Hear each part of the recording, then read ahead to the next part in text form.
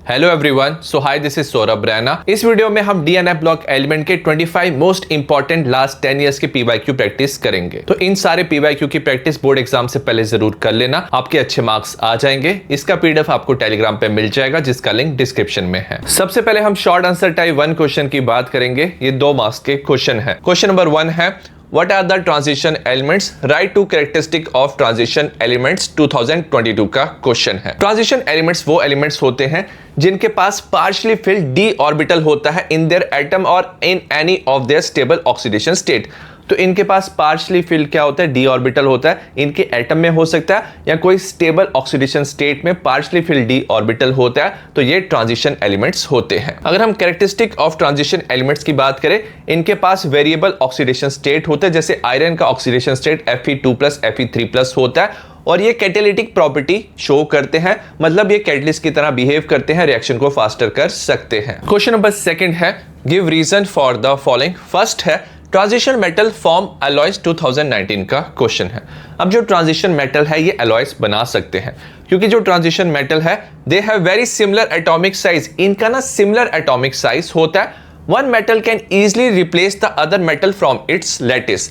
अब लैटिस क्या होता है, इनका 3 डायमेंशनल स्ट्रक्चर होता है। तो जब आप इन्हें मेल्ट करते हो, क्योंकि इनका सिमिलर एटॉमिक साइज होता है, तो ये एक दूसरे की पोजीशन ऑक्यूपाई कर सकते हैं लैटिस में, और जब आप इन्हें कूल डाउन करते हो तो ये अलॉयस बनाते हैं। सेकंड है, Mn2O3 बेसिक है whereas Mn2O7 एसिडिक है। जो Mn2O3 है इसमें ऑक्सीडेशन नंबर है Mn का +3, Mn2O7 में Mn का ऑक्सीडेशन नंबर +7 है। तो जो oxide lower oxidation state of metal के होते हैं ये बेसिक होते हैं, और जो higher oxidation state of metal है ये एसिडिक होते हैं। तो लोअर ऑक्सीडेशन स्टेट होने की वजह से इनके d ऑर्बिटल में इलेक्ट्रॉन प्रेजेंट होता है, तो ये इलेक्ट्रॉन पेयर डोनेट कर सकते हैं। तो ये लुईस बेस की तरह काम करते हैं। यहाँ पे ज्यादा पॉजिटिव चार्ज होने की वजह से ये इलेक्ट्रॉन पेयर एक्सेप्ट कर सकते हैं, तो ये लुईस एसिड की तरह काम करते हैं।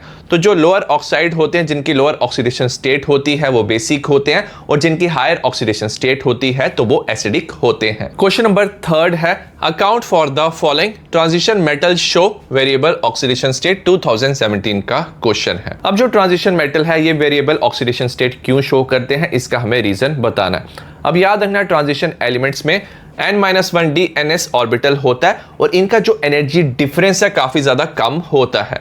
तो जो ये बोथ एनर्जी लेवल है, बोथ ऑर्बिटल हैं, ये यूज हो सकते हैं बॉन्ड फॉर्मेशन में। दैट्स व्हाई इनका वेरिएबल ऑक्सीडेशन स्टेट होता है। सेकंड है, zinc cadmium mercury are soft metal. इसका हमें रीजन बताना है। अब जो जिंक कैडमियम मरकरी है, all electron in d subshell are paired. इनके जितने भी इलेक्ट्रॉन्स डी सबशेल में होते हैं सारे पेयर्ड होते हैं। इनके पास कंप्लीटली फिल्ड डी ऑर्बिटल होता है।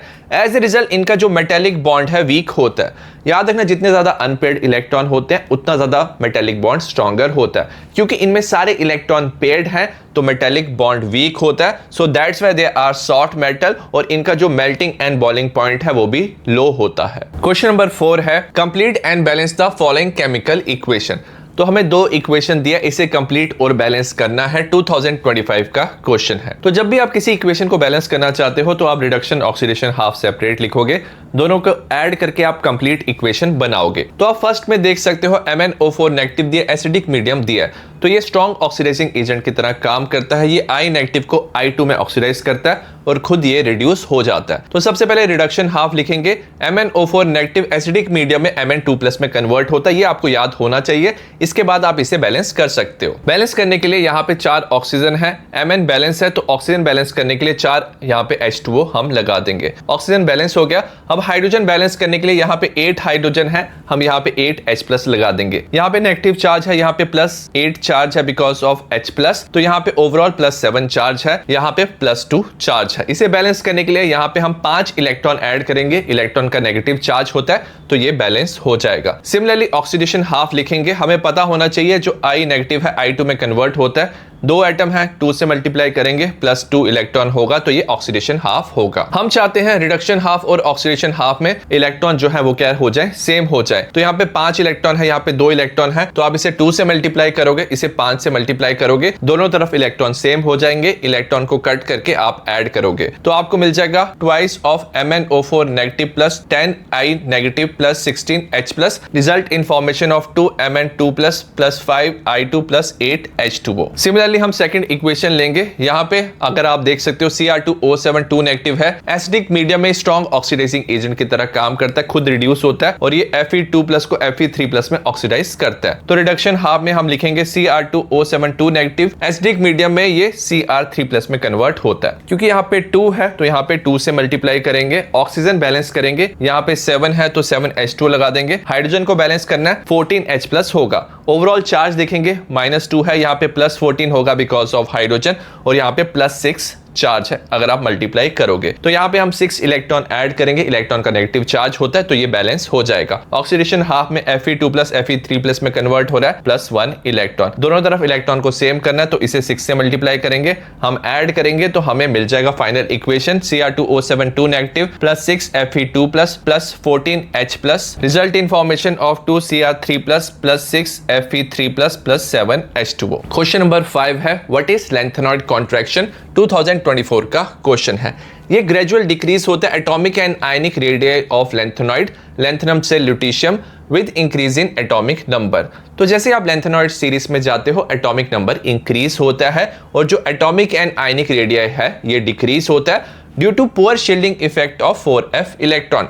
तो लैंथेनॉइड्स में 4f इलेक्ट्रॉन फिल होते हैं, इनका पुअर शील्डिंग इफेक्ट होता है, मतलब जो इलेक्ट्रॉन है वो दूसरे इलेक्ट्रॉन को ठीक से रिपेल नहीं करता, न्यूक्लियर चार्ज इंक्रीज होता है और न्यूक्लियर चार्ज इंक्रीज होने की वजह से जो एटॉमिक और आयनिक रेडियस है वो डिक्रीज होता है, इसे हम लैंथेनॉइड कॉन्ट्रैक्शन कहते हैं। सेकंड है actinoid contraction is greater from element to element than lanthanoid contraction, why. अब जो एक्टिनॉइड कॉन्ट्रैक्शन है ये लैंथेनॉइड कॉन्ट्रैक्शन से भी ज्यादा होता है, इसका हमें रीजन बताना है। Actinoid contraction is greater because 5f electrons are more poorly shielded than 4f electrons। तो एक्टिनॉइड्स में 5f इलेक्ट्रॉन फिल होते हैं, इनका और भी ज्यादा पुअर शील्डिंग इफेक्ट होता है as compare to 4f electron. Hence इनका जो इफेक्टिव न्यूक्लियर चार्ज है वो ज्यादा इंक्रीज होता है, causing greater decrease in atomic and ionic radii। तो ज्यादा डिक्रीज होता है atomic and ionic radii across actinoids, so that's why जो actinoid contraction है वो ज्यादा होती है as compared to lanthanide contraction। Question number 6 है calculate the spin only moment of CO2+, हमें एटॉमिक नंबर 27 दिया by writing the electronic configuration of CO and CO2+, 2020 का क्वेश्चन है। तो सबसे पहले हमें एटॉमिक नंबर दिया है कोबाल्ट का 27, इसकी इलेक्ट्रॉनिक कॉन्फ़िगरेशन लिखेंगे। CO होता है आर्गॉन 3d7 4s2। जब हम इसमें 2 इलेक्ट्रॉन रिमूव करेंगे तो हमें CO2+ मिलेगा, तो इलेक्ट्रॉनिक कॉन्फ़िगरेशन होता है आर्गॉन 3d7 4s से 2 इलेक्ट्रॉन रिमूव करेंगे। अब जो ये CO2+ है इसका हमें मैग्नेटिक मोमेंट बताना है, तो जो d ऑर्बिटल है इसमें हमें अनपेयर्ड इलेक्ट्रॉन पता करने हैं मैग्नेटिक मोमेंट फाइंड करने के लिए। तो d ऑर्बिटल हम फिल करेंगे 1 2 3 4 5 6 7 इलेक्ट्रॉन्स आपने फिल कर दिए। अब 3 इलेक्ट्रॉन्स यहाँ पे क्या है अनपेयर्ड है, तो नंबर ऑफ अनपेयर्ड इलेक्ट्रॉन क्या हो जाएंगे n इज इक्वल टू 3 हो जाएगा। मैग्नेटिक मोमेंट का हम फॉर्मूला यूज करेंगे, it is √n n+2। n का वैल्यू सब्स्टिट्यूट करेंगे 3 है तो √3 3+2 3 × 5 √15 हो जाएगा।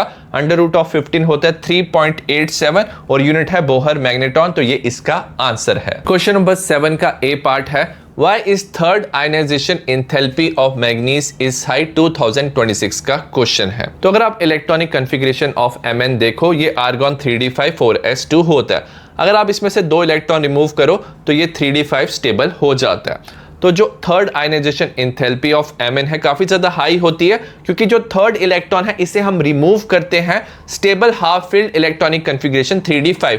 तो 3d5 जो हाफ फील्ड स्टेबल है उससे आपको एक इलेक्ट्रॉन रिमूव करना होता है, सो दैट्स वाई जो थर्ड आयनाइजेशन एंथैल्पी काफी ज्यादा हाई होती है। बी है Why zinc, cadmium, mercury are not regarded as transition element। तो zinc, cadmium, mercury transition element नहीं होते क्योंकि उनके जो एटम और कॉमन ऑक्सीडेशन स्टेट है इनमें कंप्लीटली फिल्ड d ऑर्बिटल होता है, मतलब इनकी एटम और कॉमन ऑक्सीडेशन स्टेट में d10 कॉन्फ़िगरेशन होता है। इनके पास पार्शियली फिल्ड d ऑर्बिटल या d सबशेल प्रेजेंट नहीं होता, तो इन्हें हम ट्रांजिशन एलिमेंट कंसीडर नहीं करते हैं। क्वेश्चन नंबर 8 है give reason out of d4 species. हमारे पास d4 स्पीशीज है Cr2+, Mn3+।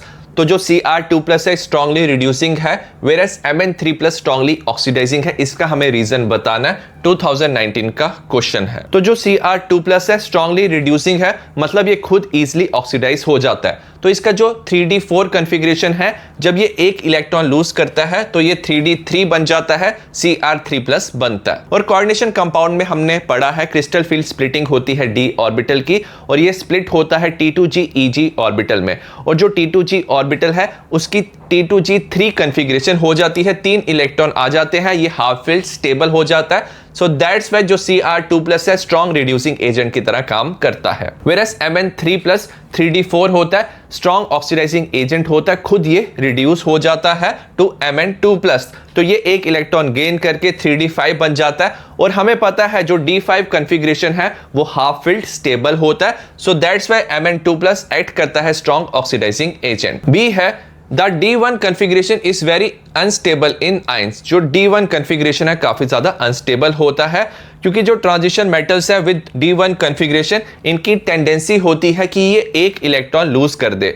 तो ये सिंगल इलेक्ट्रॉन लूज कर देते हैं and give ion with noble gas configuration. तो जब ये एक इलेक्ट्रॉन लूज करते हैं, इनका नोबल गैस कॉन्फ़िगरेशन आता है। सो दैट्स व्हाई जो D1 कॉन्फ़िगरेशन है वो अनस्टेबल होता है। क्वेश्चन नंबर 9 का फर्स्ट पार्ट है, How is the variability in oxidation states of transition metals different from that of p block elements? 2017 का क्वेश्चन है। अब जो ट्रांजिशन एलिमेंट्स है, जो वेरिएबिलिटी होता है ऑक्सीडेशन स्टेट का ड्यू टू पार्टिसिपेशन ऑफ, इसमें पार्टिसिपेट करता है n-1d ns ऑर्बिटल। दोनों का एनर्जी डिफरेंस काफी कम होता है, तो दोनों बॉन्ड फॉर्मेशन में पार्टिसिपेट करते हैं। 10 ऑक्सीडेशन स्टेट का जो डिफरेंस होता है ये यूनिटी होता है, 1 यूनिट का डिफरेंस होता है, जैसे Fe2+, Fe3+। अगर हम p ब्लॉक एलिमेंट्स की बात करें, जो ऑक्सीडेशन स्टेट का डिफरेंस होता है बाय ए यूनिट ऑफ 2, तो 2 यूनिट का डिफरेंस होता है p ब्लॉक एलिमेंट्स में, जैसे Sn2+, Sn4+। तो ये डिफरेंस होता है variability of oxidation state of transition metals and p block element. Second है, write the formula of oxoanion of manganese. Oxoanion क्या होता है? जो मैग्नीज है ऑक्सीजन के साथ जुड़ा है, नेगेटिव चार्ज है, in which it shows the oxidation state. इसमें जो ऑक्सीडेशन स्टेट है इसके ग्रुप नंबर के इक्वल होना चाहिए। अब जो ग्रुप नंबर है मैग्नीज का ये 7 होता है, तो ऑक्सीडेशन स्टेट ऑक्सोएनाइन ऑफ मैग्नीज का +7 होना चाहिए। तो जो MnO4 नेगेटिव है ये वो ऑक्सोएनाइन है। इसमें जो Mn का ऑक्सीडेशन स्टेट है +7 होता है, इसे हम कैलकुलेट कर सकते हैं। इसे x लेंगे, ऑक्सीजन का -2 × 4, माइनस है ओवरऑल चार्ज -1 के इक्वल होता है। आप कैलकुलेट करोगे तो आपको +7 मिल जाएगा। तो MnO4 नेगेटिव में जो ऑक्सीडेशन स्टेट है +7 है, और इसका जो ग्रुप नंबर है ये 7 होता है। क्वेश्चन नंबर 10 है, give reason and select one atom / ion which will exhibit asked property. 2020 का क्वेश्चन है। सबसे पहले Sc3+ और Cr3+ एग्जिबिट मैग्नेटिक बिहेवियर। इनका हमें मैग्नेटिक बिहेवियर बताना है। जो Sc है ये होता है आर्गॉन 3d1 4s2। तो जब हम Sc3+ बनाएंगे, 3 इलेक्ट्रॉन रिमूव करेंगे, तो इसका नोबल गैस कॉन्फ़िगरेशन होता है आर्गॉन जैसे। तो इसमें कोई अनपेयर्ड इलेक्ट्रॉन प्रेजेंट नहीं होता, ये डायामैग्नेटिक बिहेव करता है, मतलब ये वीकली रिपेल्ड होता है मैग्नेटिक फील्ड से। वेयर एज जो क्रोमियम है आर्गॉन 3d5 4s1 होता है। इसमें अगर आप 3 इलेक्ट्रॉन रिमूव करोगे तो ये Cr3+ बनता है। इसका इलेक्ट्रॉनिक कॉन्फ़िगरेशन आर्गॉन 3d3 होता है। तो इसमें 3 अनपेयर्ड इलेक्ट्रॉन प्रेजेंट होते हैं, तो ये पैरामैग्नेटिक होता है, ये वीकली अट्रैक्ट करता है मैग्नेटिक फील्ड को। सेकंड है, क्रोमियम कॉपर में high melting and boiling point बताना है। अब याद रखना, जितने ज्यादा अनपेयर्ड इलेक्ट्रॉन होता है उतना ज्यादा मेटेलिक स्ट्रेंथ होता है और उतना ज्यादा मेल्टिंग एंड बॉइलिंग पॉइंट होता है। क्रोमियम होता है आर्गॉन 3d5 4s1, इसमें 6 अनपेयर्ड इलेक्ट्रॉन होते हैं। Copper argon 3d10 4s1, 1 unpaired electron present होता है। तो जो क्रोमियम है उसमें ज्यादा अनपेयर्ड इलेक्ट्रॉन प्रेजेंट होते हैं, तो ये इंटरमेटेलिक बॉन्ड स्ट्रॉन्गर बनाता है। एज ए रिजल्ट जो क्रोमियम है उसका high melting and boiling point होता है। नेक्स्ट हम short answer type second question की बात करेंगे। ये 3 मार्क्स के क्वेश्चन है। क्वेश्चन नंबर 11 है, give 3 point of difference between lanthanoids and actinoids. 2020 का क्वेश्चन है। अब जो लेंथेनॉइड्स है इसमें फिलिंग होता है 4f ऑर्बिटल में, वेरस एक्टिनॉइड्स में 5f ऑर्बिटल की फिलिंग होती है। अब जो लेंथेनॉइड्स है, poor shielding bye 4f electrons. तो जब 4f ऑर्बिटल फिल होता है तो जो इलेक्ट्रॉन्स है उसकी रिपल्शन कम होती है और न्यूक्लियर चार्ज इंक्रीज होता है। वेरस एक्टिनॉइड्स में even poorer shielding by 5f electron than lanthanoids. तो जब इसमें इलेक्ट्रॉन आते हैं तो उसकी रिपल्शन और भी कम होती है, न्यूक्लियर चार्ज और भी ज्यादा बढ़ जाता है एज कंपेयर टू लेंथेनॉइड्स। तो इसमें एक्टिनॉइड कॉन्ट्रैक्शन ज्यादा होता है as compare to lanthanoid contraction. अब जो लेंथेनॉइड्स है इनकी कॉमन ऑक्सीडेशन स्टेट +3 होता है और कुछ एलिमेंट +2 +4 भी शो करते हैं और इनकी कॉमन ऑक्सीडेशन स्टेट +3 होता है और ये +4 +5 एंड +6 ऑक्सीडेशन स्टेट भी एग्जिबिट करते हैं। अब जो लेंथेनॉइड्स है इसमें जो प्रोमीथियम है ये रेडियो एक्टिव होता है, whereas all other elements are non radioactive, whereas actinoids में सारे एलिमेंट्स रेडियो एक्टिव होते हैं। क्वेश्चन नंबर 12 का फर्स्ट पार्ट है विच ion amongst the following is colourless and why. हमें बताना है इन 3 आयन में से कौन कलरलेस है। Ti4+, Cr3+, V3+, तीनों का एटॉमिक नंबर हमें दिया 2022 का क्वेश्चन है। जो Ti4+ है ये 3d0 हो जाता है, Cr3+ 3d3, V3+ 3d2। इन दोनों में अनपेयर्ड इलेक्ट्रॉन प्रेजेंट है, वेयरएज Ti4+ में कोई अनपेयर्ड इलेक्ट्रॉन प्रेजेंट नहीं है क्योंकि ये 3d0 है। तो जो Ti4+ है ये कलरलेस होता है because it has 3d0 configuration. तो इसमें कोई अनपेयर्ड d इलेक्ट्रॉन प्रेजेंट नहीं होता, hence dd transition are not possible. dd transition तब पॉसिबल होती है जब अनपेयर्ड इलेक्ट्रॉन प्रेजेंट होता है, तो इसमें कोई अनपेयर्ड इलेक्ट्रॉन प्रेजेंट नहीं है तो dd ट्रांजिशन नहीं होता। And it does not absorb visible light, तो ये विजिबल लाइट एब्जॉर्ब नहीं करेगा और कोई कलर शो नहीं करेगा। सेकंड क्वेश्चन है why is Mn2+ much more resistant than Fe2+ towards oxidation.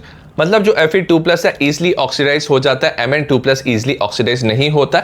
इसका हमें रीजन बताना है क्योंकि जो Mn2+ है 3d5 होता है, ऑलरेडी ये हाफ फेल्ड स्टेबल होता है। तो जब आप इसमें एक इलेक्ट्रॉन रिमूव करोगे, ऑक्सीडाइज करोगे तो ये 3d4 हो जाता है, Mn3+ अनस्टेबल हो जाता है। तो जो Mn2+ है it is more stable in 3d5 state, hence show resistance towards oxidation, तो ये इजीली ऑक्सीडाइज नहीं होता। वेयरएज जो Fe2+ है 3d6 होता है, तो जब आप इसमें एक इलेक्ट्रॉन रिमूव करोगे, इसे ऑक्सीडाइज करोगे तो ये 3d5 हो जाएगा, Fe3+ बन जाएगा और जो Fe3+ है मोर स्टेबल होता है। सो हैंस जो Fe2+ है वो इजीली ऑक्सीडाइज हो जाता है टू Fe3+। थर्ड पार्ट है highest oxidation state of metal is shown in its oxide or fluoride only, justify the statement। अब जो highest oxidation state है ट्रांजिशन मेटल ऑक्सीजन और फ्लोरीन के साथ शो करते हैं, इसका हमें रीजन बताना है क्योंकि जो ऑक्सीजन एंड फ्लोरीन है इसका काफी स्मॉल साइज होता है और इनकी हाई इलेक्ट्रोनेगेटिविटी होती है, तो ये स्टेबलाइज कर सकते हैं highest oxidation state of metal. तो मेटल के हाईएस्ट ऑक्सीडेशन स्टेट को ये स्टेबलाइज कर सकते हैं, उनके साथ स्ट्रॉन्ग बॉन्ड ये बनाते हैं। हैंस जो ट्रांजिशन मेटल है ये अपनी हाईएस्ट ऑक्सीडेशन स्टेट शो करते हैं ऑक्साइड्स और फ्लोराइड्स में। क्वेश्चन नंबर 13 है account for the following. First part है transition metal form large number of complex compound, 2017 का क्वेश्चन है। तो जो ट्रांजिशन मेटल है ये large number of complex compound coordination compound बना सकते हैं, इसका हमें रीजन बताना है। It is due to small size of metal ion, तो इसमें जो मेटल आयन का साइज है काफी ज्यादा स्मॉल होता है। हाई आयनिक चार्ज, तो आयन का चार्ज काफी ज्यादा हाई होता है। Availability of D orbital for bond formation, तो जो डी ऑर्बिटल है वो अवेलेबल होता है बॉन्ड फॉर्मेशन के लिए, तो ये इजीली बॉन्ड बना सकते हैं और ये कॉम्प्लेक्स और कोऑर्डिनेशन कंपाउंड बनाते हैं। सेकंड है the lowest oxide of transition metal is basic, whereas जो हाईएस्ट ऑक्साइड है वो एम्फोटेरिक और एसिडिक होते हैं, इसका हमें रीजन बताना है। तो जो लोएस्ट ऑक्साइड है जहां पे मेटल का लोएस्ट ऑक्सीडेशन स्टेट होता है, ऑक्सीडेशन नंबर होता है, इसमें जो मेटल है ये ज्यादा मेटेलिक होते हैं, तो इसमें मेटेलिक ऑक्साइड्स बनते हैं जो बेसिक होते हैं। एज ऑक्सीडेशन स्टेट इंक्रीजेस, जैसे ऑक्सीडेशन स्टेट इंक्रीज होता है मेटेलिक कैरेक्टर डिक्रीज होता है और कोवेलेंट कैरेक्टर इंक्रीज होता है। एज द रिजल्ट जो हाईएस्ट ऑक्साइड होते हैं जहां पे मेटल का ज्यादा ऑक्सीडेशन नंबर होता है वो एम्फोटेरिक और एसिडिक होते हैं। थर्ड पार्ट है E0 value of Mn3+ to Mn2+ couple is highly positive. Highly positive E0 value का मतलब क्या होता है, जो Mn3+ है इजिली Mn2+ में कन्वर्ट हो जाता है as compare to Cr3+ to Cr2+, मतलब Cr3+ इजिली Cr2+ में कन्वर्ट नहीं होता, इसका हमें रीजन बताना है। क्योंकि जो Mn2+ है 3d5 half field stable electronic configuration होता है, तो जो Mn3+ है इजिली एक इलेक्ट्रॉन गेन करके Mn2+ बनाता है और इसका जो E0 का वैल्यू है हाई होता है। इन कॉन्ट्रास्ट जो Cr3+ है ये ऑलरेडी स्टेबल होता है, 3d3 कॉन्फ़िगरेशन होता है। हमने पढ़ा था T2G3 हाफ फील्ड स्टेबल होता है और ये ज्यादा स्टेबल होता है एज कंपेयर टू Cr2+ और इसका लोअर वैल्यू होता है E0 का। क्वेश्चन नंबर 14 है answer the following. A part है what is the general electronic configuration of lanthanoids 2019 का क्वेश्चन है। तो general electronic configuration of lanthanoids होता है 4f1214 5d021 6s2। बी है what are the common oxidation state of cerium, atomic number 58 होता है। तो जो सीरियम है उसका कॉमन ऑक्सीडेशन स्टेट +3 and +4 होता है। सी पार्ट है Why do actinoids show a wide range of oxidation state? जो actinoids है इनका wide range of oxidation state होता है क्योंकि इनके पास 5f 6d 7s सबशेल होता है which have very close and comparable energy। इनकी जो एनर्जी है काफी क्लोज कंपेरेबल होती है, मतलब सिमिलर एनर्जी होती है। This small energy gap allows electron from all three orbital to take part in chemical bonding। अब कम एनर्जी गैप होने की वजह से इन तीनों ऑर्बिटल के जो इलेक्ट्रॉन है बॉन्ड फॉर्मेशन में पार्टिसिपेट करते हैं। एज ए रिजल्ट जो एक्टिनॉइड्स है wide range of oxidation state show करते हैं। क्वेश्चन नंबर 15 में हमें यहाँ पे ग्राफ दिया है, इंथैल्पी ऑफ एटमाइजेशन दिया, एटॉमिक नंबर दिया, सीरीज 1 सेकंड थर्ड दिया, मतलब first transition series, second transition series, third transition series, मतलब ये 3D, ये 4D और ये 5D सीरीज दिया है। तो यहाँ पे आप देख सकते हो ये ग्राफ दिया। Answer the following question on the basis of given figure. तो गिवन फिगर के बेसिस पे हमें आंसर देना है। 2022 का क्वेश्चन है। फर्स्ट है which element in 3D series has lowest enthalpy of atomisation. तो जो 3D सीरीज है इसमें लोएस्ट इंथैल्पी ऑफ एटमाइजेशन किसका होता है? तो एंथैल्पी ऑफ एटमाइजेशन जो है डिपेंड करता है number of unpaired electron in valence shell. तो जितने ज्यादा अनपेयर्ड इलेक्ट्रॉन होते हैं उतना स्ट्रॉन्ग मेटेलिक बॉन्ड होता है और उतना ज्यादा एंथैल्पी ऑफ एटमाइजेशन होता है। तो अगर आप जिंक को देखोगे, जो जिंक है ये 3D 10 होता है, तो zinc has no unpaired electron in valence shell. तो जिंक के कोई अनपेयर्ड इलेक्ट्रॉन नहीं होते वैलेंस शेल में, so that's why it has lowest enthalpy of atomisation. Second part है why do metal of the second and third transition series have greater enthalpy of atomisation. तो आप देख सकते हो second and third transition series के जो metals है उनका ज्यादा एंथैल्पी ऑफ एटमाइजेशन होता है एज कंपेयर टू सीरीज 1। इसका हमें आंसर बताना है। अब जो एंथैल्पी ऑफ एटमाइजेशन है second and third transition series का काफी ज्यादा ये हाई होता है because of the poor shielding of electrons in 4D and 5D orbital in comparison two electron in 3D orbital. तो जो 4D 5D ऑर्बिटल है इसमें पुअर शील्डिंग इफेक्ट होता है, इलेक्ट्रॉन एक दूसरे को रिपेल नहीं करते, न्यूक्लियर चार्ज इंक्रीज होता है। तो यहाँ पे ज्यादा न्यूक्लियर चार्ज इंक्रीज होने की वजह से मेटेलिक बॉन्डिंग स्ट्रॉन्गर होती है और अगर मेटेलिक बॉन्ड स्ट्रॉन्गर होता है तो एंथैल्पी ऑफ एटमाइजेशन भी ज्यादा हो जाती है। As a result second and third transition series की एंथैल्पी ऑफ एटमाइजेशन ज्यादा होता है। थर्ड क्वेश्चन है iron has higher enthalpy of atomisation than that of copper. इसका हमें रीजन बताना है। अभी हमने पढ़ा greater the number of unpaired electron, जितना ज्यादा नंबर ऑफ अनपेयर्ड इलेक्ट्रॉन होता है उतना स्ट्रॉन्ग मेटेलिक बॉन्ड होता है और जितना स्ट्रॉन्ग मेटेलिक बॉन्ड होता है उतना ज्यादा इंथैल्पी ऑफ एटमाइजेशन होता है। तो अगर आप आयरन एंड कॉपर को कंपेयर करो, आयरन होता है 3d6 4s2, इसमें 4 अनपेयर्ड इलेक्ट्रॉन होते हैं। कॉपर 3d10 4s1, इसमें 1 अनपेयर्ड इलेक्ट्रॉन होता है। तो आयरन में ज्यादा नंबर ऑफ अनपेयर्ड इलेक्ट्रॉन होते हैं as compare to copper. As a result इसका हायर एंथैल्पी ऑफ एटमाइजेशन होता है। क्वेश्चन नंबर 16 है E0 of M2+ to M का हमें यहाँ पे वैल्यू दिया हुआ है। From the given E0 value of first row transition elements. तो फर्स्ट रो ट्रांजिशन एलिमेंट्स है क्रोमियम से जिंक तक। आंसर द फॉलोइंग क्वेश्चन 2022 का क्वेश्चन है। तो याद रखना अगर E0 का वैल्यू ज्यादा पॉजिटिव होता है मतलब जो M2+ है M में कन्वर्ट हो जाता है, और अगर E0 का वैल्यू ज्यादा नेगेटिव है तो M2+ फॉर्म ज्यादा स्टेबल होता है। फर्स्ट क्वेश्चन है why is E0 of Mn2+ to Mn value is high negative as compared to other elements।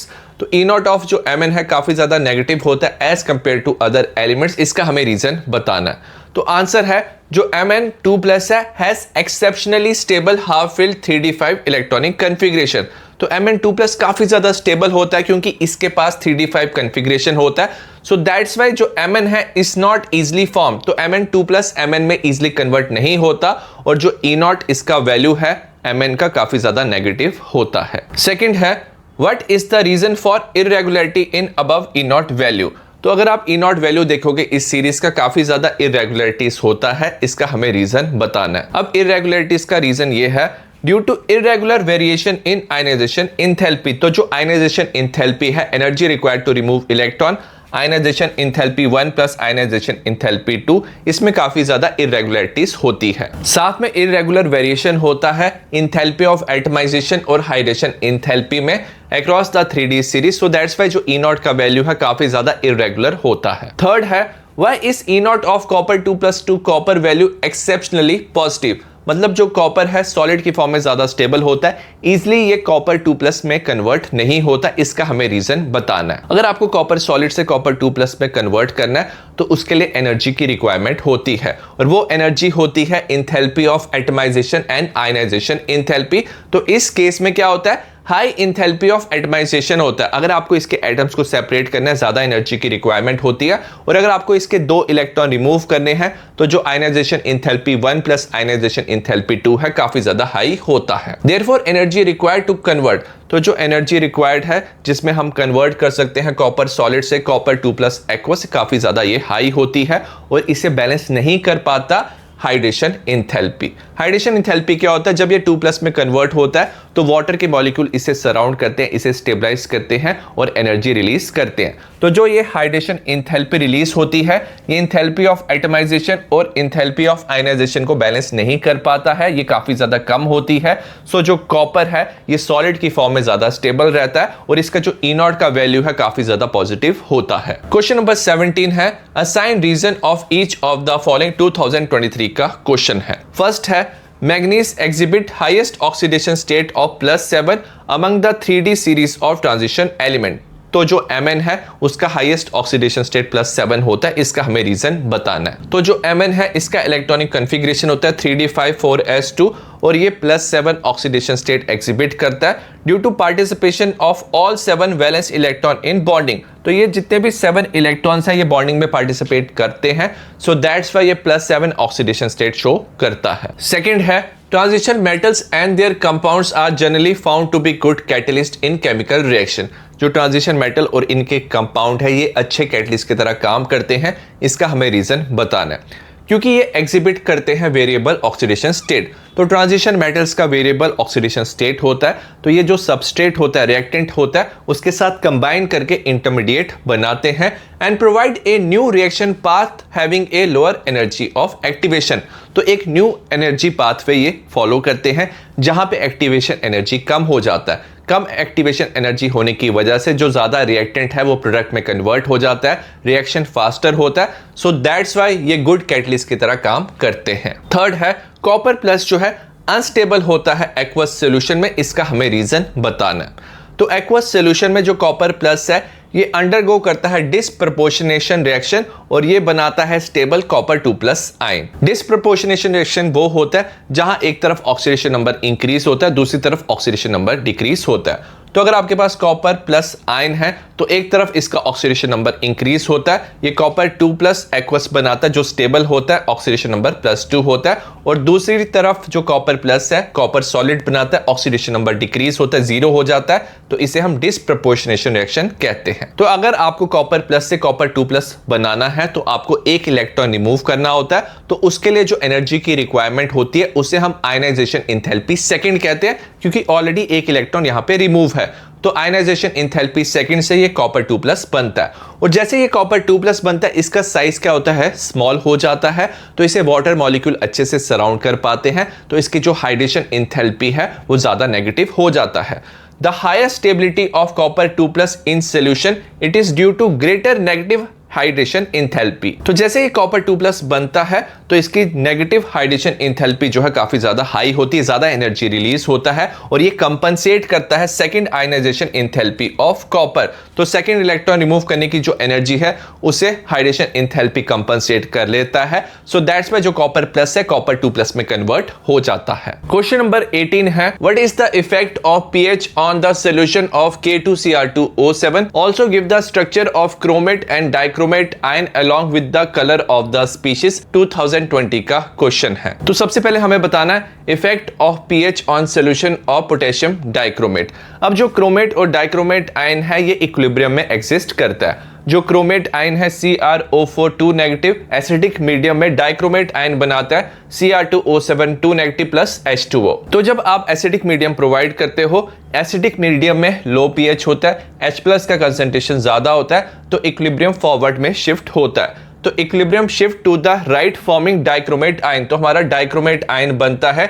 जो ऑरेंज कलर का होता है। और अगर हमने एल्कलाइन मीडियम लिया है, हाई pH लिया, एल्कलाइन मीडियम में H प्लस का कंसंट्रेशन डिक्रीज होता है, तो इक्विलिब्रियम बैकवर्ड डायरेक्शन में शिफ्ट होगा। Equilibrium shift to the left forming chromate ion, तो क्रोमेट आयन बनता है एल्कलाइन मीडियम में जो येलो कलर का होता है। अगर हम क्रोमेट आयन के स्ट्रक्चर की बात करें तो यहाँ पे टेट्राहेड्रल स्ट्रक्चर होता है। क्रोमियम ऑक्सीजन का यहाँ पे 2 डबल बॉन्ड होते हैं, यहाँ पे सिंगल बॉन्ड होता है, ओवरऑल 2 नेगेटिव चार्ज होता है, और जो क्रोमेट आयन है येलो कलर का होता है। अगर डाइक्रोमेट आयन की बात करें तो यहाँ पे 2 टेट्राहेड्रल स्ट्रक्चर है। यहाँ पे क्रोमियम ऑक्सीजन क्रोमियम का बॉन्ड होता है, ओवरऑल 2 नेगेटिव चार्ज है, और डाइक्रोमेट आयन का ऑरेंज कलर होता है। क्वेश्चन नंबर 19 है, give reason for the following. EU2+ is strong reducing agent 2019 का क्वेश्चन है। तो याद रखना लैंथेनॉइड्स में जो +3 ऑक्सीडेशन स्टेट है वो ज्यादा स्टेबल होता है। तो जो EU2+ है has a strong tendency to lose electron, तो ये इजिली एक इलेक्ट्रॉन लूज कर सकता है to attain the more stable +3 oxidation state of lanthanoid. तो लैंथेनॉइड में +3 ज्यादा स्टेबल होता है, तो ये खुद ऑक्सीडाइज हो जाता है, दूसरे को रिड्यूस करता है। सो दैट्स व्हाई ये एक स्ट्रॉन्ग रिड्यूसिंग एजेंट की तरह काम करता है। सेकेंड पार्ट है, separation of a mixture of lanthanoid element is difficult. तो जो लैंथेनॉइड एलिमेंट्स है इसके मिक्सचर को सेपरेट करना डिफिकल्ट होता है, इसका हमें रीजन बताना है। क्योंकि इनका सिमिलर एटॉमिक रेडियाई होता है due to lanthanoid contraction. Lanthanoid contraction से जो लैंथेनॉइड एलिमेंट्स है इनका सिमिलर एटॉमिक रेडियाई हो जाता है, सिमिलर साइज हो जाता है। सिमिलर साइज होने की वजह से इनकी जो केमिकल प्रॉपर्टीज हैं वो भी सिमिलर हो जाती हैं, और अगर सिमिलर केमिकल प्रॉपर्टीज है then mixture of lanthanoid elements को सेपरेट करना डिफिकल्ट हो जाता है। थर्ड है, although fluorine is more electronegative than oxygen, the highest Mn fluoride is MnF4 whereas highest oxide is Mn2O7। मतलब जो Mn है अपनी हाईएस्ट ऑक्सीडेशन स्टेट ऑक्सीजन के साथ शो करता है, यहाँ पे +7, फ्लोरीन के साथ सिर्फ +4 शो करता है। तो हमें यही रीजन बताना है क्यों Mn अपनी हाईएस्ट ऑक्सीडेशन स्टेट ऑक्सीजन के साथ शो करता है। अब जो ऑक्सीजन है ये मल्टीपल बॉन्ड बना सकता है मेटल के साथ, जैसे ऑक्सीजन है डबल बॉन्ड बना सकता है, वेरस जो फ्लोरीन है ये डबल बॉन्ड या मल्टीपल बॉन्ड नहीं बना सकता।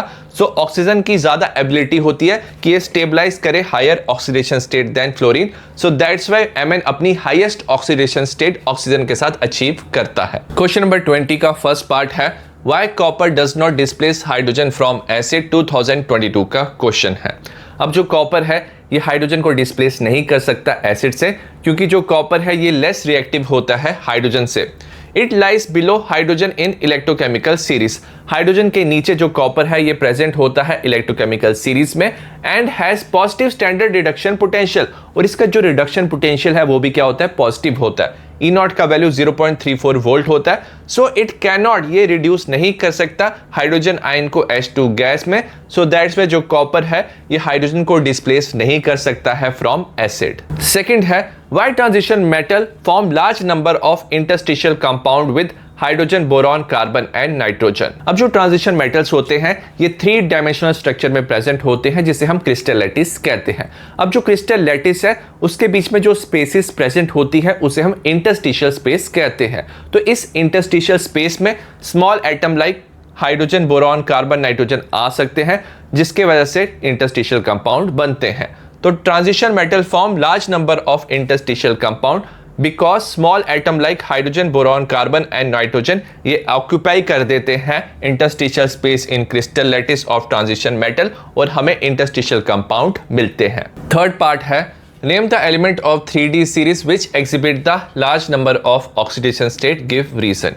तो जो Mn है 3D सीरीज का, इसके पास large number of oxidation state होता है +2 से +7, और इसका रीजन ये है क्योंकि इसके पास maximum number of unpaired electron present होते हैं। क्वेश्चन नंबर 21 का फर्स्ट पार्ट है, why is copper is regarded as transition element although copper has completely filled d orbital in its ground state. तो हमने ट्रांजिशन एलिमेंट्स के बारे में पढ़ा था, ये ग्राउंड स्टेट या ऑक्सीडेशन स्टेट में इनके पास इनकम्प्लीटली फिल्ड डी ऑर्बिटल होना चाहिए। तो जो कॉपर है इसके पास कंप्लीटली फिल्ड डी ऑर्बिटल होता है ग्राउंड स्टेट में, ये 3d10 होता है। बट जब हम इसकी most stable common oxidation state की बात करते हैं तो ये +2 होता है। तो जब कॉपर +2 होता है तो ये आर्गॉन 3d9 होता है। जब ये 3d9 हो जाता है तो इसका d सबशेल इनकम्प्लीटली फिल होता है और इनकम्प्लीटली फिल d सबशेल होने की वजह से इसे हम ट्रांजिशन एलिमेंट कंसीडर करते हैं। सेकंड है out of KMnO4 and K2MnO4 which one is paramagnetic and why. अगर हम KMnO4 की बात करें ओवरऑल ये न्यूट्रल होता है। पोटेशियम +1 होगा इसका चार्ज, ऑक्सीजन -2 × 4 -8 तो Mn+7 होगा। Mn+7 3d0 होता है तो इसके पास कोई d इलेक्ट्रॉन प्रेजेंट नहीं है तो ये डायामैग्नेटिक है। वेरस K2MnO4 ये भी न्यूट्रल है। पोटेशियम का ओवरऑल चार्ज +2 होगा, ऑक्सीजन का -8 होगा तो ये +6 होगा। Mn+6 3d1 होता है तो इसके पास 1 अनपेयर्ड इलेक्ट्रॉन प्रेजेंट है तो ये पैरामैग्नेटिक है। थर्ड है Why is परमैग्नेट titration not carried out in presence of HCl। तो जो परमैग्नेट टाइट्रेशन है ये कैरिड आउट नहीं होता इन प्रेजेंस ऑफ HCl। इसका रीजन ये है क्योंकि जो KMnO4 है ये ऑक्सीडाइज कर देता है HCl को Cl2 गैस में, तो Cl2 गैस रिलीज होती है कॉजिंग ए साइड रिएक्शन होता है और हमें इनएक्यूरेट एंड पॉइंट मिलता है। सो दैट्स वाई हम HCl यूज नहीं करते, इंस्टेड ऑफ HCl हम H2SO4 यूज करते हैं। नेक्स्ट हम लॉन्ग आंसर टाइप क्वेश्चन की बात करेंगे। ये 5 मार्क्स के क्वेश्चन है। क्वेश्चन नंबर 22 है answer the following question. First part है why is chemistry of actinoids more complicated as compare to lanthanoids. 2026 का क्वेश्चन है। अब जो केमिस्ट्री ऑफ एक्टिनॉइड्स से ज्यादा कॉम्प्लिकेटेड होता है, पहला रीजन है जो एक्टिनॉइड्स है ये greater number of oxidation state show करते हैं due to comparable energy of 5f67s orbital. अब ये जो तीनों ऑर्बिटल है इनका कंपेरेबल एनर्जी होता है तो इन तीनों ऑर्बिटल के जो इलेक्ट्रॉन्स है बॉन्डिंग में पार्टिसिपेट कर सकते हैं। सो दैट्स वाई जो एक्टिनॉइड्स है greater number of oxidation state show करते हैं। सेकंड रीजन है जो एक्टिनॉइड्स है ये सारे रेडियो एक्टिव होते हैं and study of their chemistry, इनकी जो केमिस्ट्री है लेबोरेटरी में काफी डिफिकल्ट होता है। सेकंड क्वेश्चन है cerium 4+ in aqueous solution is a good oxidising agent. तो जो सीरियम 4+ है गुड ऑक्सीडाइजिंग एजेंट की तरह काम करता है। तो ये याद रखना जो लैंथेनॉइड्स है इनमें +3 ऑक्सीडेशन स्टेट ज्यादा स्टेबल होता है, तो जो सीरियम +4 है ये +3 में कन्वर्ट होता है। तो जो सीरियम +4 है it is a good oxidising agent, ये गुड ऑक्सीडाइजिंग एजेंट की तरह काम करता है। खुद ये रिड्यूस हो जाता है, इट रेडिली गेन 1 इलेक्ट्रॉन, ये 1 इलेक्ट्रॉन गेन करता है, get reduce to more stable Ce3+ ion, तो सीरियम +3 आयन में ये कन्वर्ट हो जाता है। सो दैट्स वाई जो सीरियम +4 है ये गुड ऑक्सीडाइजिंग एजेंट है। थर्ड क्वेश्चन है identify the following. Third question का फर्स्ट पार्ट है oxo anion of chromium which is stable in acidic medium. Oxo anion क्या कि क्रोमियम के साथ ऑक्सीजन का बॉन्ड है, साथ में नेगेटिव चार्ज है, तो ये होता है Cr2O7 नेगेटिव, तो ये स्टेबल होता है एसिडिक मीडियम में। थर्ड क्वेश्चन का सेकंड पार्ट है lanthanoid element that exhibit +4 oxidation state. तो जो सीरियम है ये +4 ऑक्सीडेशन स्टेट शो कर सकता है। फोर्थ क्वेश्चन है name the metal in first transition series 3D series में which exhibit +1 oxidation state most frequently. तो जो कॉपर है ये होता है आर्गॉन 3d10 4s1, तो इसकी +1 ऑक्सीडेशन स्टेट होता है, ये 3d10 फुली फिल्ड स्टेबल हो सकता है। सो दैट्स वाई जो कॉपर है ये +1 ऑक्सीडेशन स्टेट शो करता है। फिफ्थ है predict which of the following ion will be coloured in aqueous solution. तो इन पांचों में से कौन सी आयन जो है ये कलर्ड है एक्वस सोल्यूशन में, ये हमें बताना है। अब याद रखना कलर के लिए पार्शियली फिल्ड d ऑर्बिटल होना चाहिए, मतलब जब अनपेयर्ड इलेक्ट्रॉन प्रेजेंट होता है तब dd ट्रांजिशन होती है तभी कलर शो होता है। तो अगर हम बात करें Cu+ ये 3d10 है, कोई अनपेयर्ड इलेक्ट्रॉन प्रेजेंट नहीं है तो ये कलरलेस होता है। अगर हम बात करें Sc3+ की 3d0 है, इसमें भी कोई इलेक्ट्रॉन प्रेजेंट नहीं है तो ये कलरलेस होगा। Fe2+ होता है 3d6, तो इसमें अनपेयर्ड इलेक्ट्रॉन प्रेजेंट है तो ये कलर्ड होगा। Ti3+ होता है 3d1, तो इसमें भी partially field d orbital present है तो ये कलर्ड है। Zn2+ 3d10 होता है तो इसमें कोई अनपेयर्ड इलेक्ट्रॉन प्रेजेंट नहीं होता तो ये कलरलेस है। तो इनमें सिर्फ ये 2 आयन जो है ये कलर्ड है। क्वेश्चन नंबर 23 का ए पार्ट है explain the method of preparation of potassium dichromate from chromite और 2019 का क्वेश्चन है। तो हमें पोटेशियम डाइक्रोमेट क्रोमाइट ओर से बनाना है। क्रोमाइट ओर होता है FeCr2O4, इसे हम फ्यूज करते हैं Na2CO3, साथ में ऑक्सीजन के साथ रिएक्ट करते हैं तो आपको येलो कलर का सोल्यूशन मिलता है जो सोडियम क्रोमेट होता है Na2CrO4 plus Fe2O3 plus CO2। अब जो सोडियम क्रोमेट का सोल्यूशन है इसको हम सल्फ्यूरिक एसिड के साथ रिएक्ट करते हैं, इसकी एसिडिफिकेशन करते हैं तो हमें ऑरेंज कलर का सोल्यूशन मिलता है सोडियम डाइक्रोमेट का which is Na2Cr2O7 +2Na++ H2O। और जब आप सोडियम डाइक्रोमेट के जो सॉल्यूशन है उसे KCl के साथ रिएक्ट करते हो तो आपको ऑरेंज कलर के क्रिस्टल मिलते हैं पोटेशियम डाइक्रोमेट के, which is K2Cr2O7 plus NaCl। अब पोटेशियम डाइक्रोमेट जो होता है ये लेस सॉल्युबल होता है सोडियम डाइक्रोमेट से, सो इट क्रिस्टलाइजेस आउट, तो इसके हमें ऑरेंज कलर के क्रिस्टल मिलते हैं पोटेशियम डाइक्रोमेट के। बी है What happen when manganate ion undergo disproportionation reaction in acidic medium? अगर आपके पास मैग्नेट आयन है MnO4 2 नेगेटिव और आप एसिडिक मीडियम लेते हो तो आपको पर मैग्नेट आयन मिलता है MnO4 नेगेटिव, साथ में मैग्नीज ऑक्साइड मिलता है MnO2 प्लस H2O। अब ये डिस्प्रपोर्शनेशन रिएक्शन क्यों है? क्योंकि यहाँ पे जो Mn है अगर आप इसका ऑक्सीडेशन नंबर निकालोगे +6 होता है, तो जब ये पर मैग्नेट आयन बनाता है तो यहाँ पे +7 ऑक्सीडेशन स्टेट हो जाता है और MnO2 में Mn का ऑक्सीडेशन स्टेट +4 होता है। तो एक तरफ ऑक्सीडेशन नंबर बढ़ रहा है, एक तरफ डिक्रीज हो रहा है, तो ये डिस्प्रपोर्शनेशन रिएक्शन है। सेकंड है KMnO4 इज हीटेड। जब आप KMnO4 को हीट करते हो तो ये डिकम्पोज होता है 513 केल्विन पे, तो KMnO4 ऑन डिकम्पोजिशन ये हमें देता है K2MnO4 साथ में MnO2 plus O2। Question number 24 है answer the following question. First है what is misch metal, give its one use 2025 का क्वेश्चन है।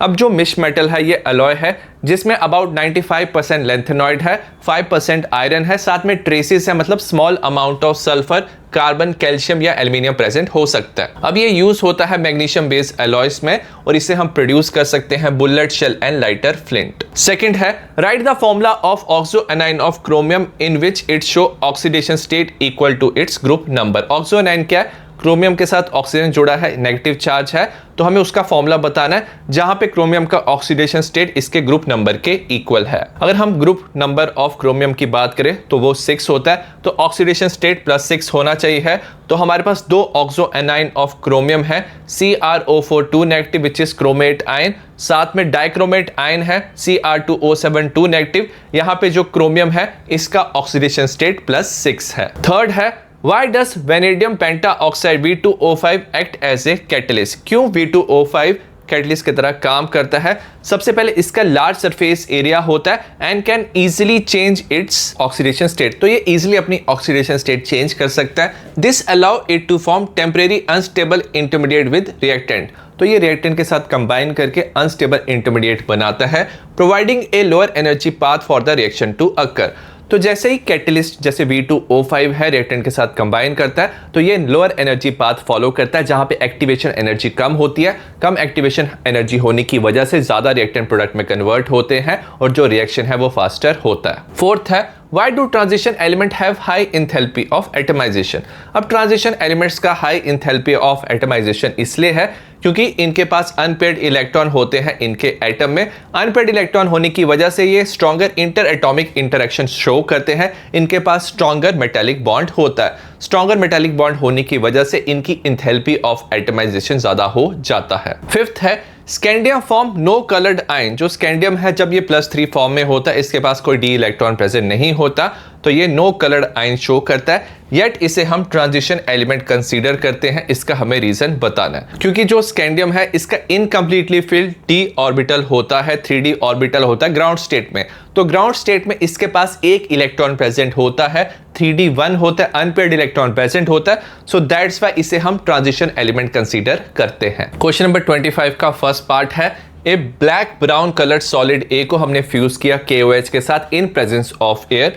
ये प्रोड्यूस करता है dark green colour compound B which on electrolytic oxidation alkaline medium में हमें dark purple colour compound C देता है। ABC आइडेंटिफाई करना है, रिएक्शंस इन्वॉल्व्ड लिखने हैं। 2026 का क्वेश्चन है। तो जो ब्लैक ब्राउन कलर्ड सॉलिड है ये मैग्नीज डाइऑक्साइड A है। इसे हम फ्यूज करते हैं KOH के साथ, तो MnO2 KOH के साथ फ्यूज करते हैं इन प्रेजेंस ऑफ एयर, तो हमें पोटेशियम मैग्नेट मिलता है विच इज K2MnO4 और इसका डार्क ग्रीन कलर होता है, तो ये कंपाउंड B है। और जब आप इसकी इलेक्ट्रोलिटिक ऑक्सीडेशन करते हो एल्कलाइन मीडियम में तो आपको डार्क पर्पल कलर का कंपाउंड मिलता है पोटेशियम पर मैग्नेट, तो ये कंपाउंड C है।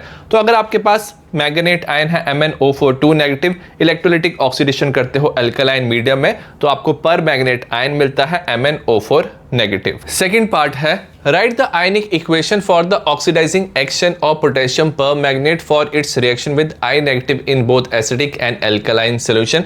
2026 का क्वेश्चन है। तो जो पोटेशियम परमैंगनेट है ये स्ट्रॉन्ग ऑक्सीडाइजिंग एजेंट है। एसिडिक मीडियम में जब आप इसे I नेगेटिव के साथ रिएक्ट करते हो MnO4 नेगेटिव को, तो ये इसे ऑक्सीडाइज करता है I नेगेटिव को I2 में और खुद ये रिड्यूस हो जाता है Mn2 प्लस में। तो इसे हम बैलेंस करेंगे twice of MnO4 negative plus 10 I negative plus 16 H plus result in formation of 2 Mn2 plus 5 I2 plus 8 H2O। और अगर हम एल्कलाइन मीडियम की बात करें तो ये क्या करता है, I नेगेटिव को ऑक्सीडाइज करता है IO3 नेगेटिव आयोडेट आयन में और खुद ये रिड्यूस हो जाता है MnO2 में।